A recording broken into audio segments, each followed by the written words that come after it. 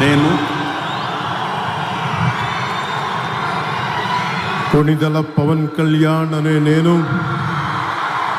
శాసనం ద్వారా నిర్మితమైన భారత రాజ్యాంగం పట్ల నిజమైన విశ్వాసం, విధేయత చూపుతానని, భారతదేశ సార్వభౌమాధికారాన్ని, సమగ్రతని కాపాడుతానని, ఆంధ్రప్రదేశ్ రాష్ట్ర మంత్రిగా నా కర్తవ్యాలను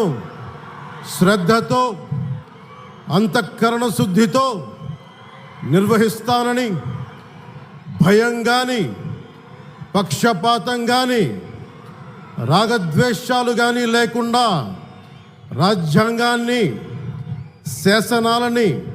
అనుసరించి ప్రజలందరికీ న్యాయం చేకూరుస్తానని